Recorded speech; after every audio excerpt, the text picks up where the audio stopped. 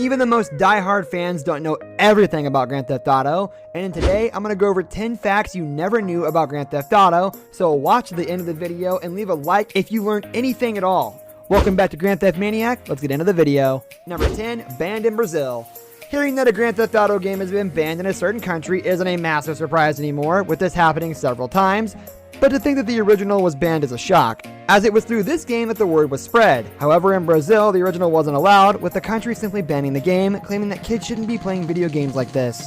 It is quite surprising that the game got banned because the original is incredibly tame in comparison to what the franchise would eventually go on to become. But clearly the name and the idea of the game was enough to cause a controversy in the country. India के अंदर 7x गुना ज्यादा GTA को search किया जाता है PUBG and Free Fire से. Number 9, Rockstar's original name. When any avid gamer hears the name Rockstar, the Grand Theft Auto franchise is one that always pops up, with the company being firmly responsible for the tremendous success that has come. However, something a lot of people actually do not know is the fact that the company behind the series and other classics such as Bully and Red Dead Redemption didn't always have that name. The first two GTA games were actually released under Rockstar's original name, which was DMA Designs, with the company changing when they were acquired by Take-Two, switching it to Rockstar North.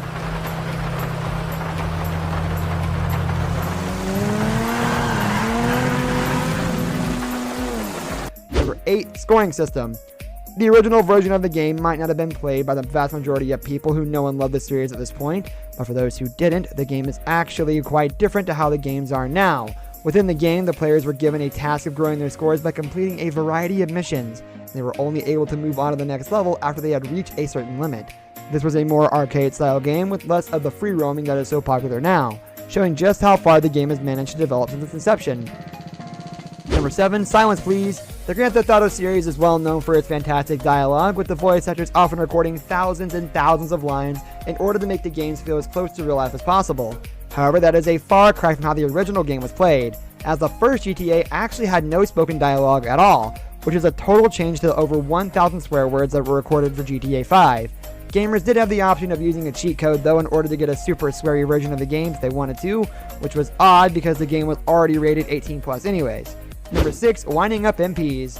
While the original Grand Theft Auto was banned in Brazil, one place it avoided that problem was the United Kingdom, which is one of the biggest markets for the entire series. GTA was a tremendous hit in the UK, and one of the reasons for that was the promotional campaign that the game had, with the publicist Max Clifford purposely riling and annoying MPs in the country. He would leak stories to newspapers in order to gain free publicity for the game, with the consumers seeing how edgy and different it was, building the anticipation brilliantly. Number 5, London Calling.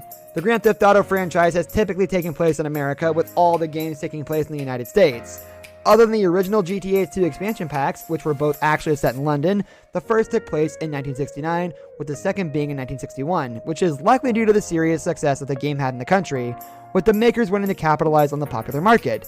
While the game hasn't returned to an overseas location, it is certainly an interesting opportunity that GTA could explore in the future. Number 4, female lead character.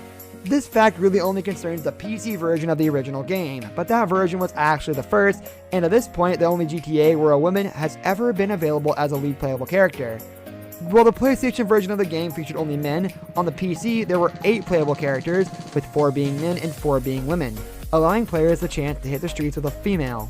However, because of the limited technology at the time, the graphics weren't exactly crystal clear, and there wasn't much difference between them, plus they didn't talk so it made it even harder to distinguish. Number 3, impressive sales. Grand Theft Auto games have never had an issue in selling plenty of copies, with Grand Theft Auto 5 selling over 100 million copies, and that has been something that the series has managed to do from the very start. The original version of the game managed to sell an impressive 3 million copies, which is an incredibly solid number considering the game was first released back in 1997, showing how popular it was. Clearly there was something special about this original game that fans simply gravitated towards, which is why it is no wonder they continue making more. Number 2, the original idea. While everyone knows the game Grand Theft Auto by name, with the game being so popular, what many fans don't realize is that the franchise nearly had a totally different name, with the first pitched idea being somewhat very different.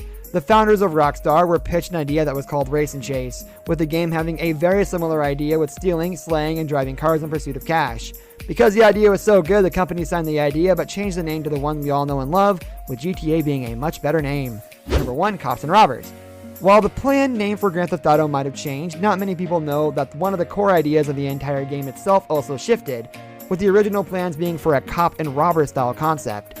This idea would have allowed gamers to play as both sides of the coin, being able to play as the police officers as well as the criminals, with the mission-based game having different quests to complete on each side.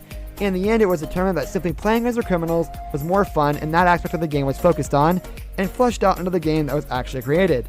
This brings us to the end of our video. I hope you enjoyed it. Hit like if you did, and don't forget to subscribe to our channel so you don't miss out on any of our videos in the future.